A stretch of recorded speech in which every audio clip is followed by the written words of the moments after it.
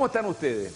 En este fin de semana en que se acaba el verano, se acaba febrero, se acaba el festival, mejor conversar de otras cosas. Y qué bueno hacerlo en este cita regional en que semana a semana estamos con ustedes en Quinta Visión y en la señal de Vive TV Quinta. Saludamos a nuestros invitados y conversadores de hoy. En primer lugar, saludamos a don Mauricio Viñambre. ¿Cómo está usted? Alcalde de Quilpué. De Quilpué, sí. Aún. Posible candidato a nunca se sabe. No. Saludamos al diputado don ¿Alcalde nomás? Alcalde nomás. No, nada más. Nadie se asusta. Saludamos a don Arturo Esquella.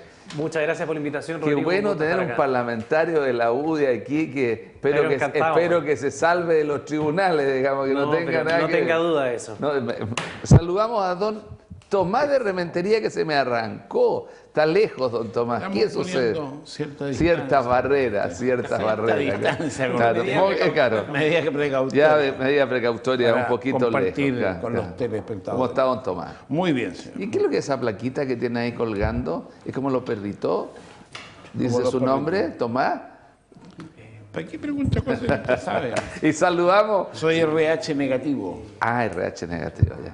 Y O sea, es negativo para todos ustedes, mi compadre, claro, así. Y además de eso, y saludamos a don César Molina, ya parece alcalde real. ¿Está preocupado, Daniel Morales? Es como la quinta vez que viene con alcalde subrogante Limache. ¿Cómo está? Pero él está de alcalde, yo vengo como amplitud. Amplitud, ya, bueno. Si uno tiene vuelo, pero... Amplitud. Ampliamente quiero que conversemos de otra cosa. Quiero invitarlo a usted a ver, probablemente usted no ha visto este video. Un video que es realmente muy impactante y después vamos a entrar a conversar. Vamos con el video, señor director.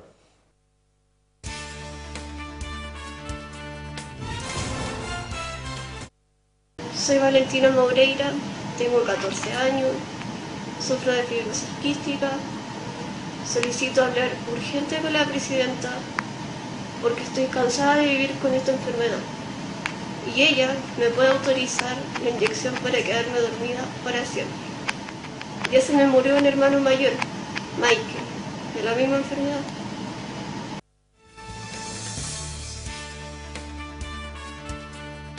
Yo creo que a usted le impactó, sobrecogedor, como decían aquí en el panel. Creo de que debemos partir por esto porque hay muchas cosas en nuestra sociedad que son difíciles de enfrentar y de entender. Quiero partir con usted, don Mauricio Viñambre. A ver, es cierto, impactante la imagen de una niña. Yo tengo una niña de 17 años que va a cumplir ahora. Entonces, es complejo desde la mirada. Es difícil hacer un análisis. Yo te digo más cuando es una niña, una adolescente que está solicitando eso y uno no lo mira de la razón, sino que lo mira desde el corazón. Y es complejo porque tiene que conocer bien el caso. La eutanasia es uno de los temas que se ha discutido. Las personas, yo creo que buscan como solución también porque a veces va ligado por un tema económico, en que lo que va a significar para una familia a veces piensa no solamente por un problema de enfermedad que tiene la niña, o a veces personas que viven el cáncer, que a nosotros nos toca constantemente, gente que recurre para hacer bingo o ayudas sociales y que no sabe qué hacer. Pero con la vida yo creo no se juega, yo creo que así como Dios nos da la vida, Dios es el que tiene que quitarnos la vida. ¿Tú no crees en la eutanasia? Me cuesta, te lo digo sinceramente, desde una perspectiva, vuelvo a decir, no es una visión política, es una visión de vida. Es complejo que mi hija me plantee eso y que esté sufriendo. Yo lo que haría es dar todo lo que fuera necesario por mantener la vida. Y desde mi perspectiva, yo creo que hay una perspectiva más de la fe que uno tiene. Yo siempre he pensado que, así como lo vuelvo a decir, Dios te da la vida, Dios el que te llama a veces a que no estés en esta vida. Arturo Esquella. No, la misma línea. Totalmente conmovedor ver este video, las palabras de una niña que está atravesando por una situación que seguramente ninguno de nosotros ha atravesado, más aún, rematar video diciendo que su hermano mayor había muerto de lo mismo. O sea, en el fondo nos transmitía de que eso estaba esperando y lo que quería era evitar este sufrimiento algunos años. Pero frente a eso, yo tomo las palabras del alcalde. Cuesta encontrar casos que permitan hacer una excepción desde el punto de vista de defender la vida. El único ejemplo que está validado en sí mismo es la legítima defensa, pero es porque hay vida de por medio también. O sea, lo único que podría justificar éticamente, moralmente y por añadidura legalmente el que alguien le quite la vida a otro es cuando está defendiendo la propia vida, o la vida de un tercero, por supuesto. Pero el hecho de legislar, ya derechamente hablando de la eutanasia, habilitaría de que terceras personas, en este caso facultativos médicos, puedan decidir por otro. Y claro, uno puede encontrar situaciones sumamente cercanas, digamos, a lo que indicaría el sentido común, la razón, pero también uno tiene que tener a la vista de que las leyes son normas generales y que se aplican a todos. Entonces, ¿cómo tú podrías empezar o darle la facultad a una persona para que empiece a discriminar en función de quienes, de acuerdo a su propia voluntad, merecen vivir o no? Su día de cama le cuesta 1,2 millones de pesos diarios. Yo creo que el Estado lo que tiene que hacer es preocuparse de eso. Más que buscar la salida, digamos, fácil de simplemente terminar con la vida de esa persona. ¿Cómo sabes tú si es que el día de mañana esa misma enfermedad, Dios ojalá lo quiera así, tenga un tratamiento que efectivamente permita curar a esa persona?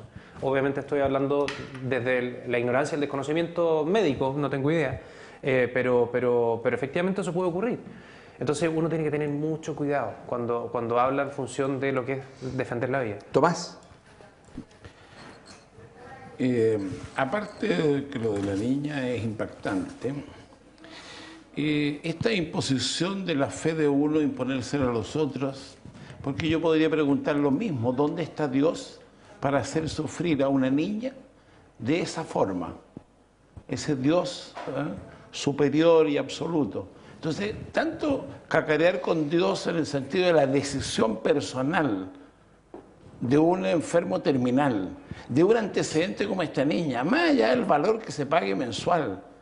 Entonces hay todo un discurso moralista, cuando yo creo que el derecho a la vida en alguien que tiene una enfermedad terminal, en el caso de esta niñita tiene el antecedente de su hermano, porque hay un cruce genético que le produce la fibrosis y que es irreversible. Y ocurre con mucha gente mayor que sufre innecesariamente. Y ojo cuando dice es que la intervención, bueno, la medicina moderna ha llevado a la vida artificial, porque usted tiene para pagar 3, 4, 5 millones de pesos diarios en la UCI, entonces paga. Y lo tienen conectado hasta con el Espíritu Santo y lo hacen sobrevivir artificialmente. Es decir, el imperativo ético de cómo se maneja y qué es la eutanasia es una discusión difícil, como es el aborto, como fue en su oportunidad el divorcio. Pues acordémonos, el divorcio, no, va a quedar, se legaliza el divorcio. ¿Y quién se divorciaban? Los ricos. Porque podían contratar a un abogado que hacía el cuento de que nunca fui, que no era, que los testigos eran falsos. Y entonces, y los humildes se tenían que quedar casados hasta la eternidad, con todos los conflictos que significó. Es distinto, Tomás. Bueno, mira, pero si es mi opinión, el niño cuando le toque su turno haga, mira, el oiga, niño que fue mordido, alcalde, perdón, pero no se salvaba. Pero alcalde, también estaba, la familia, la familia, son opiniones distintas. César. Sí, bueno, agregar una información. La niña, para que sea aún más sobrecogedor, ella tiene fibrosis desde los 6 meses de edad. O sea, desde esa, o sea, toda la vida ha vivido con esto. Ahora, irse a la esencia del llamado, yo creo que es lo importante, la reflexión, este programa lo ve gente, ojalá esto sea una conversación permanente, porque estamos durante mucho tiempo y en este país sobre todo, estamos hablando puras tonteras, estamos preocupados de cosas que no son relevantes. Porque finalmente son cosas que se ponen en opinión de la gente. Es que tenemos autoridades que hacen puras tonteras. Bueno, podemos cambiarlas, depende de nosotros. Pero lo que pasa definitivamente es que estos son los verdaderos temas que le importan a la sociedad. ¿Cómo le explico a mis hijos o a mis nietos, porque yo tengo nietos, que una niña de su edad quiera tomar una decisión de este tipo? Es algo que no se puede explicar. Y como está instalado, y ojalá que realmente se instale, es una cosa que hay que conversar, que hay que debatir. Yo comparto el principio de la libertad, en el sentido de que bueno, que finalmente las personas tenemos la libertad de decidir, elegir, en cualquier aspecto menos en la vida. Yo creo que si uno tiene vida, uno tiene que luchar por la vida que tiene, y eso también es el principio de estar vivo. Y yo entiendo que ella pueda sentir lo contrario. Lo que habría que hacer es ir donde ella, abrazarla, entusiasmarla de que la vida, digamos, de buscar las maneras de ayudarla. Yo, si fuese el gobierno, más que decir que no la puedo desconectar, porque al final la discusión, según la vocería, es la verdad que no tenemos legalmente derecho a hacerlo. Bueno, pero sí tiene muchas posibilidades de poder ayudarla de otra manera, psicológicamente, afectivamente, o sea, esos son temas de Estado. Efectivamente, esos son temas de Estado. Mauricio. Sí, mira, yo creo que el tema, y lo hacía el diputado Arturo, yo creo que el punto de fondo, porque entra el tema económico, entonces la gente, no solo el caso de esta niña, sino muchos casos que han sucedido, lo que significa el costo cuando una persona, pero yo creo que tiene el derecho, tanto la persona que está dolida y como su familia, y a mí me ha tocado vivir muchos casos, y en razón de eso yo hablo, ¿ya? Que hemos tenido que ayudar como municipio a esas personas, a esas familias. Y fíjate, la agonía, el último caso, la agonía de un joven de 22 años, que la madre sabía, pero luchó hasta el final. Nosotros le ayudamos harto, ¿entendés? Le colaboramos todo, pero luchó hasta el final por la vida de su hijo. Y yo creo que eso es legítimo. Y esa opción hay que dársela a las familias chilenas. Y más allá de las posturas que uno tenga de fe o de creencia, sino es cómo nosotros nos jugamos por la vida. El discurso que yo tuve en los años 80 fue por la vida, luchamos por la vida, en contra de los derechos humanos. Esto es un derecho humano también, es luchar por la vida. Entonces, yo Luchaste por estar a favor. Obvio. No en contra de los derechos humanos. No, en contra de derechos humanos no. En contra de la violación de los derechos humanos. La violación de los derechos humanos porque atentaba contra la vida. Esto ya, yo creo que hay que ser consecuente frente a lo que un discurso que tuvimos en un momento determinado. Y esto es la vida. Y no solo una niña, sino que adultos mayores, en fin. ¿Y qué es lo que debe hacer un gobierno, un Estado? ¿Ya? Es preocuparse de esas personas, invertir frente económicamente y que no salga lo que significa y darle la esperanza a esa familia, ya que lo va a acompañar a esa persona hasta el último momento con todos los medicamentos que hoy día y la tecnología corresponde. Yo por eso decía, el niño que fue en Quilpué por el caso Rabia, 6 en el mundo se habían salvado, no había ninguna posibilidad que se salvara. Y la tecnología y la ayuda oportuna del Ministerio de Salud en ese minuto salvó a ese joven. Y ese joven hoy día está vivo. Y si habría habido una ley de eutanasia en ese minuto, claro, pero, ese joven no habría estado vivo. Mauricio, pero la fibrosis quística tendría que ser un milagro, como caminar por encima, como usted un hombre de fe, caminar encima. Bueno, el milagro, mar, digamos, los milagros, fibrosis, como tú sabes que también existen. Ahora, yo quiero hacer una distinción. Yo quiero... digamos, hay muchas Valentinas Maureira además, de otra forma. Sí, claro. ¿Cuánta gente se está muriendo hoy día en esta región, en campamentos, en lugares por falta de atención? ¿Cuántos viejos están muriendo de hambre porque con la pensión misérrima que da el Estado alcanza y no le dan los cuantos? Gente que está pidiendo horas para una enfermedad que se van a morir mañana y no la van a operar. 7.000 personas que y por enfermedades psicológicas que terminan, digamos, en la decisión de la misma persona quitarse la vida. Dicen que hay un lugar ahí en Pedro Monca, en Argentina, que hay varios enfermos psicológicos adentro, que creo que es un sanatorio, ¿no? No, pero no festinemos. No, pero eso no tiene ningún interés que quitarse la vida. Sí, eso mismo estaba pensando. Cobran todos los meses. Yo quiero hacer una distinción, eso sí, porque acá se está hablando de eutanasia activa y pasiva como que fuera lo mismo, y eso no es lo mismo. La que se cuestiona precisamente es la cuando activa. uno con un hecho concreto, como lo pide, digamos, la niña, que le inyecten, digamos, algo que la haga dormir para siempre, como lo dice ella. Eso es la que es éticamente reprochable y obviamente la ley lo impide. pero el desconectar a alguien que está en forma artificial, artificial y únicamente teniendo vida, eso no hay ningún reproche ético ni legal. Me imagino que todos los días... Los derechos del paciente. Todos los días, más bien yo creo que son las familias las que toman esa decisión. Sí, claro. En definitiva, desconectar o no a una persona que está con respirador artificial y que no tiene vuelta es una situación súper dolorosa, porque uno siente que al final, por responsabilidad de uno, por decisión de uno, digo como familiar, le está quitando la vida al otro, pero a la larga uno sabe que eso no fue así y que artificialmente nomás se le estaba prolongando una vida que iba a depender permanentemente, digamos, de estar conectado. Entonces esa distinción yo creo que es importante hacerla. Tomás. Usted digamos... Yo ya dije lo que pensaba. Me queda tiempo. No le quiero un segundo dar punto. la vuelta. Porque a propósito del aborto, no de la eutanasia porque no se ha desarrollado tanto como el aborto el debate, pero sí en el aborto, a mí personalmente que me opongo a este proyecto que lo permitiría, digamos, en 3 situaciones supuestamente excepcionales, se me dice, oye, no, pero es que tú estás imponiendo tus creencias religiosas, y recién alguien lo comentaba. Y yo no sé si será así o no, pero creo que es sensato decir que uno que tiene una fe y que cree en algo firmemente, uno no puede desprenderse de ello. En lo concreto, yo soy católico, yo me levanto católico y me acuesto católico, y entre medio elegirlo. Entonces no podría yo decir, mire, para esta decisión... Es una dicotomía difícil para elegir bien, para tener, ejercer bien su trabajo a la gente que... Pero es que eso hay que ser franco, ¿no? Si la gente que me elige sabe que soy cristiano, sabe que soy católico, tomas para redondear, para que no queden en el aire. Y al final ellos decidirán. Y yo, por lo menos, soy súper claro, mira, lo digo en un canal de televisión, siempre voy a actuar en función de lo que diría, digamos, la correcta doctrina de la Iglesia Católica. Pero el tema Gonzalo Duarte, que te deja decir que eres uno de sus corderitos, que vaya a votar aquí el pueblo.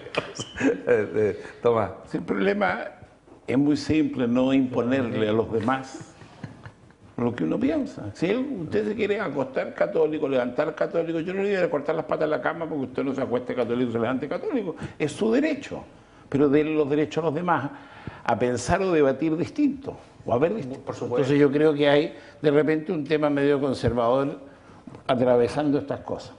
Yo creo que, para pasar a otro tema, el espectáculo que seguimos viviendo con Penta, con el hijo de la presidenta, con las declaraciones, porque se ha hecho una competencia a ver quién se manda el bronce más grande, del presidente de su partido, del presidente de su partido. ¿Qué quieren que la gente...? El suyo no abierto la boca. No, porque tuvo un accidente. Sí. Por eso. Usted dígame una cosa. Pero era bueno abrir la boca. ¿Hay algún tipo de bozal para el alcalde Villambre? No, pero usted dice de su partido, usted también es de partido. Por eso cuando le toque hablar a usted, por eso le digo, de su partido no puede... a su presidente, que no es el que a usted le gusta y que tampoco va a ser el que viene, pero usted va a tener que seguir ahí porque así es la politique fantastique. Yo lo que estoy diciendo es que la gente tiene hoy día una perspectiva de lo que está pasando y una percepción de lo que está pasando. Preocupante, pero muy preocupante. Y no veo de ningún... Aquí, por ejemplo, dice el señor, dice que habló la presidenta, y cuando habló la presidenta, habló con la voz quebrada, o no sé qué, una tontera por el estilo. Pero si ya lo hablamos la semana pasada, si los hijos uno no los elige, los tiene. Y yo manteniendo las distancias, que es la misma como usted como diputado, usted como alcalde, yo como sencillo concejal, a mí me proporcionan unas entradas que le dan a todos los concejales del Festival de la Canción. Y imagínense que mi hijo, yo le hubiese pasado las entradas y el Gil hubiese ido a la puerta de la Quinta Vergara a vender las entradas. Porque indudablemente el palco para ver a ¿cómo se llama? Vale como a Cat 100 lucas, Stevens, claro. como 300 lucas. Por 300, imagínate. Con la plata de Ávalo le alcanza para toda la Claro, pero estoy hablando, entienda... Como papá hijo. Estoy hablando de la relación... Claro, no estoy haciendo el cálculo que... Está bien. Ahora, usted no será tan ingenuo de pensar que el señor Dávalo él solito se le ocurrió esto y él solito cortó 2.500 millones y él solito... Sí, por eso... Y además es lo mismo, pero cuando yo veo al senador Chaguán, a quien le tengo un gran respeto, pero que esto, que la vi, pero si todos se gastaron la SEC y la MEC en la última elección. Okay. Yo no sé si ustedes vieron... Reunió a la colonia, sí. Y la colonia lo apoyó económicamente. Tomás. No, hay una relación mala entre la política y el dinero. Hoy día, y que puede ser la oportunidad cuando de grabamos esto, salen unas declaraciones de Gonzalo Vial Concha en el Mercurio de Santiago. Yo no sé si la leyeron, una entrevista completa. Resulta que él es el dueño del predio al lado. Y de varios, y una mayor cantidad de predios. Y ahí él sale desmintiendo, digamos, claro, que él conocía a la mujer, que a don Gonzalo no lo conoce, lo conoce poco, y que a la mujer la conoce, que le hizo una asesoría a él y que está muy bien el cambio de uso de suelo. Entonces, esta cuestión llama la atención. Pero que tú aquí no has visto la cantidad de hectáreas que se le ha cambiado el suelo en Santiago. ¿Y acá? Y acá en Viña. Y aquí cuando se hizo fue el único que ve. ¿Y en Quilpué? Sí, porque fue la pelea que yo tuve, que me quisieron cambiar y me insistieron, y fue la pelea que tuve con los colegas. Y ahora están gritando por ¿cómo se llama? Por toda la parte de hacia Quintero, ¿cómo se llama? Ritoque. Claro, Ritoque. ¿Dónde lo desactivaron? César Molina. Bueno, aquí temas de fondo importantes de mencionar, en esa misma línea de lo que decía Tomás, que la presidenta diga que se enteró por la prensa, también es complicado, porque que en el rol de padre e hijo a mí me complicaría mucho si yo me enterara de algo que está haciendo mi hijo por la prensa. Quiere decir que la comunicación con mi hijo no es la adecuada. ¿No le llegó el meme ese que sale riéndose Frey, Elwin y ¿lo vieron ese? Salen los tres riéndose a carcajada con Orrego. Frey, Elwin, no sé qué se están riendo, que sale Frey hablando y los otros riéndose. Entonces abajo el meme dice, y dijo que se enteró por la prensa, ahí se abajo, salen los tres riéndose. Ahora, insisto en lo mismo de lo anterior, en ir al fondo de los temas. Aquí, ¿qué es lo que uno esperaría ver? Que hay que parar esta cuestión, o sea, el caso Penta, Soquimich, el hijo de la presidenta, y todo lo que hemos visto muchos los que estamos en política por años. Y los que de alguna manera creemos que hay cosas que hay que cambiar. Yo soy un convencido de que el sistema no aguanta más y que ¿qué vamos a esperar? ¿Que no vaya nadie a votar? Porque nadie está preocupado de cambiar esto. O sea, finalmente declaraciones cruzadas, ¿quién tiene más la culpa? Jugar al empate, qué terrible lo de la presidenta. Los que estuvimos en el gobierno de Piñera decimos, esto no le pasó nunca a Piñera, dijeron que era un gobierno malo del conflicto de intereses. Salvo el subsecretario Wagner. Pero esto sí que es un conflicto de intereses, lo otro era conflictito de intereses. Pero si esos son los empates que juega todo el mundo, entonces aquí hay que ir al fondo, hay que generar una cosa mayor de Estado, juntarse todo, decir, ¿saben qué, chiquillos? Esta cuestión no da más. El rojo, verde, amarillo, decir, esta cuestión hay que cambiarla de cara a la gente. Porque cómo nos enfrentamos a la gente el día a día, si ese es el tema, cuando la gente opina de un político que es un ladrón. O sea, que así, y es como que no es el punto, si yo no soy ladrón, mire, la justicia, voy a pasar por la justicia, usted va a ver que voy a salir libre, probablemente. Pero ya la gente se lo olvida. Pero ya la gente se lo olvida, entonces el fondo del tema es generar una suerte de, no sé, una aquelarre en el caso de las mujeres, una cumbre de políticos, y es entregar las garantías a que la política se pueda hacer de manera limpia. Y para eso se requieren voluntades y no pegarlas del frente, sino que en el fondo recogernos entre todos. Esta cuestión es un desastre, es un desastre. Ya, tenemos que ir a una pausa, yo les quiero continuar después, pero yo he visto, creo que el festival es desde el festival número 1. Y quiero decir que nunca había visto de que se rieran a carcajadas cuando nombraron a la presidenta y que inclusive la transmisión del festival no lo bajara. Porque eso pasaba en los chistes con Pinochet, pasaba en los chistes al principio. O sea, claro, con Piñera le subieron, no, pero Piñera pero es que eran puros chistes eso. Esto ya no es un chiste. Bueno, tenemos que ir a una pausa, la pausa es cortita, ya volvemos.